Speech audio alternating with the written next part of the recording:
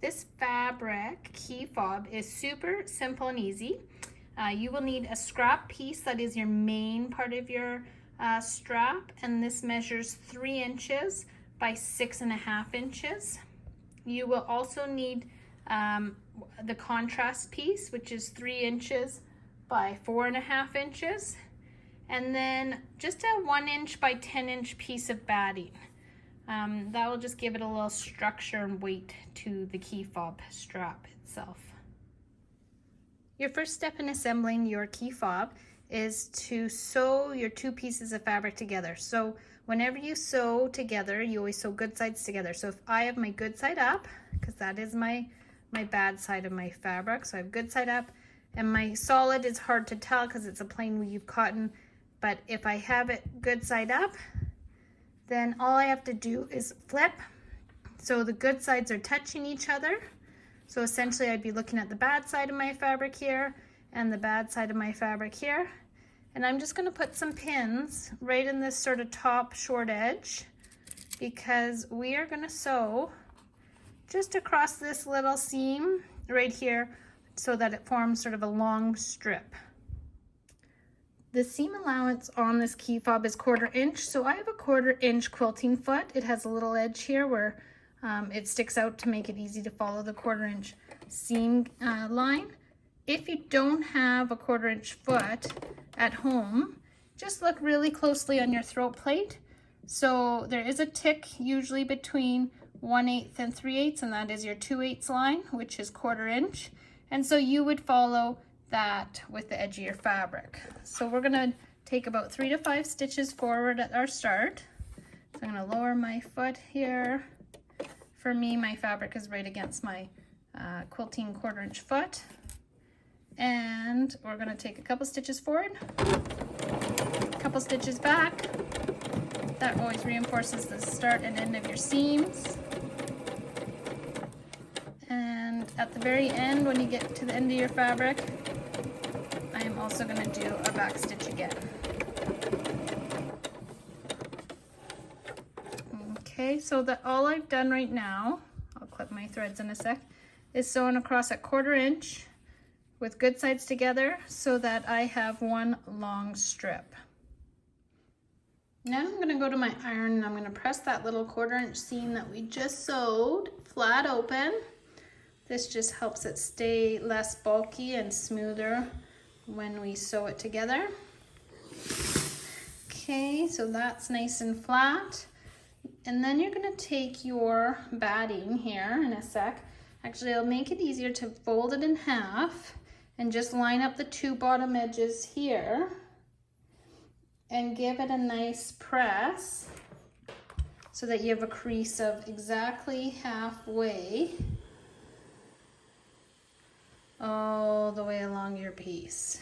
Okay, I have my seam on nice.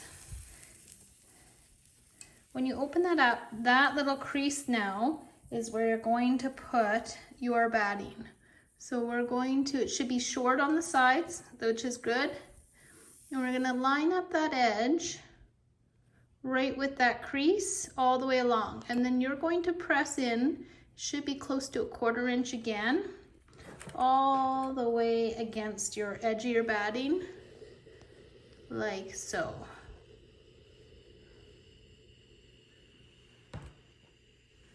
Okay, and when you do that, you're gonna do the same thing, but to the other side. So you're gonna turn in your 1/4 inch so it lines up. So essentially I'll have 2 folds.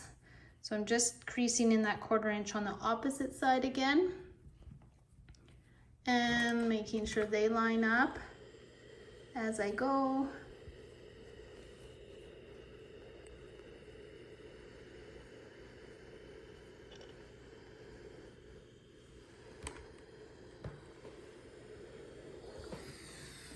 So now I have my 2 folds all the way with my batting in between.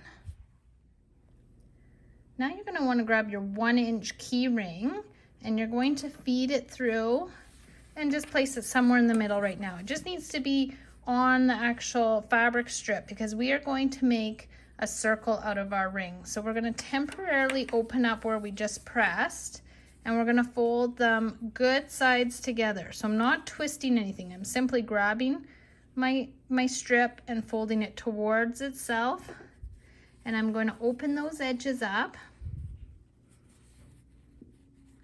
and line those up and pin my little raw short edge again together. And we're going to sew this together at 1/4 inch because we did say you don't want your folds to be caught in at this point. So open it up nice and flat like this. Okay, you can even move your batting out of the way because we had a 1/4 inch overlap where there was no batting. And now again, we're going to just sew down our 1/4 inch line.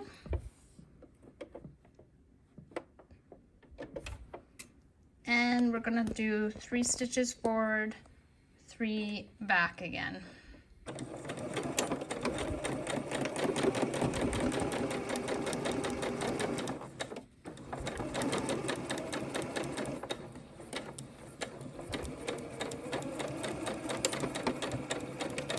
Back stitch at the end, and now you'll see we have a circle, and we can fold that back up. So I'll clip my threads here, but we can tuck our little creased edge that we had done there and fold it right back together like we had it with our batting wedged in between.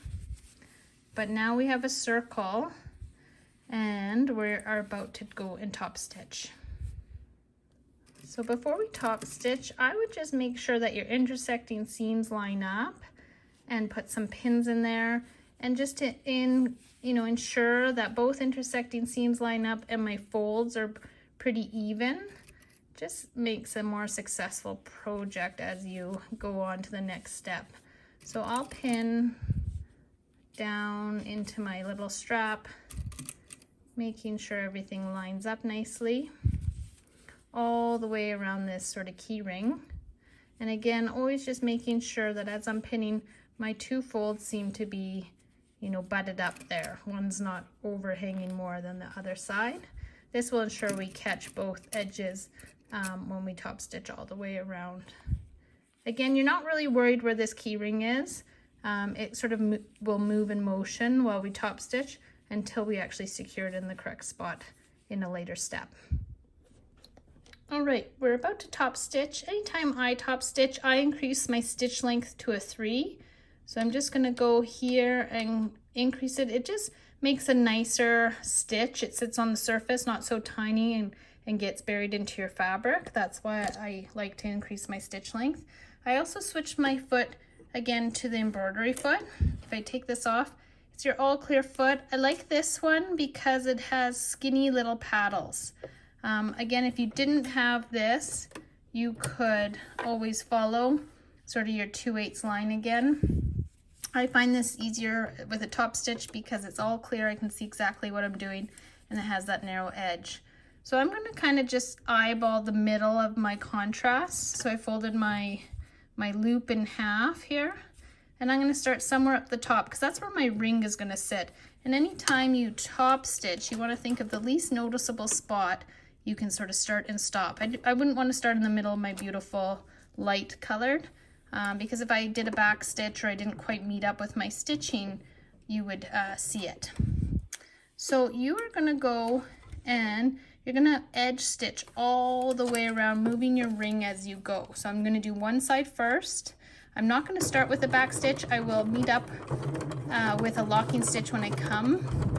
But all I'm doing right now is I'm following the inside paddle of my clear foot with my fabric. Okay, and again, that's equivalent to your 2/8 or a 1/4 inch line on your throat plate. Okay, I'm going to remove my pins as I get up to them. And I just sort of twirl that strap as I go around.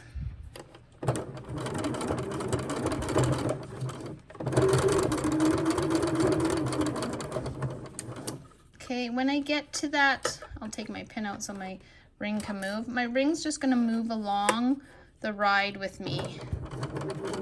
Okay.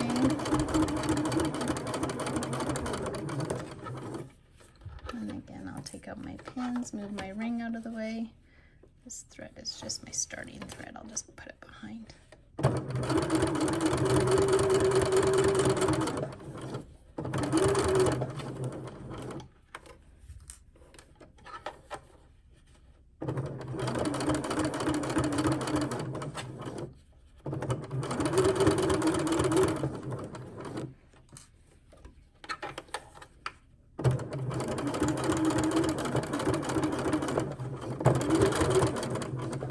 Okay, we're almost at the start where I began my stitching. You can see my stitching right here.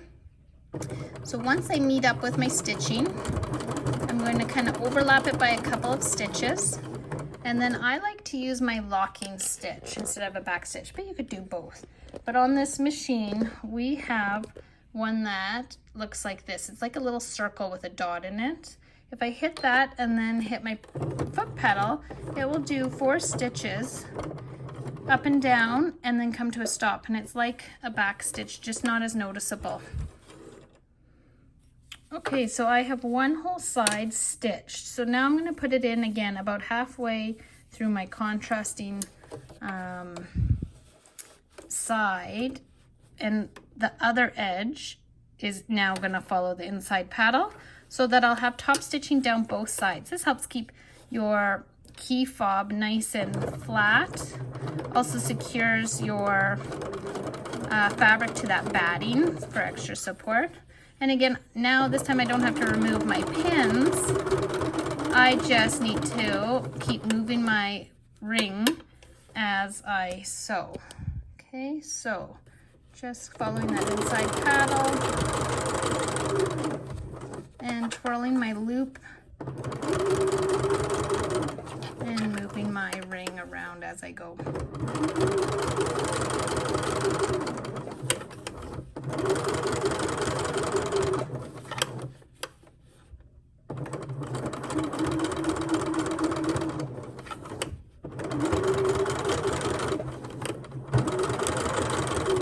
Okay, our final step again, I'm going to hit that locking stitch.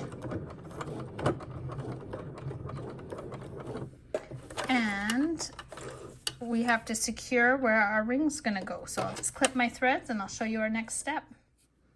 Okay, our last step is to move your key ring up to the top, line up where those contrasting seams match together. I would clip it or pin it so it can't move on us.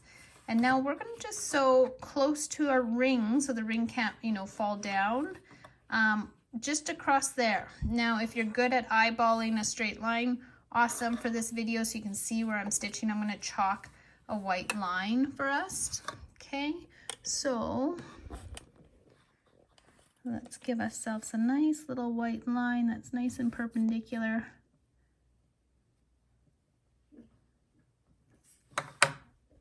Okay, so I have my, I can darken that for us here. Let me just make it a little darker on this side so you can see it, and it'll keep my line nice and straight. This chalk disappears with heat of the iron. If you're using a lighter color, you could use a different marking chalk, but this is where I'm going to sew straight across. I'm going to use my locking stitch again, and I'm going to sort of start at where my stitching starts. And I'm going to drop my foot. And your foot should be out of the way. You could replace it with a zipper foot if you're really close. I'd made my line enough, like far enough away from my ring that my foot won't actually hit the ring. Okay, so I'm going to take one stitch and I'm going to hit my locking stitch. You could do a little back stitch here as well. And I'm just going to go right down my white line, and then when I get close, it takes one stitch again, and it will do a locking stitch here. Okay, and let me give that a final press so you can see it without the chalk, but your key fob ring is complete.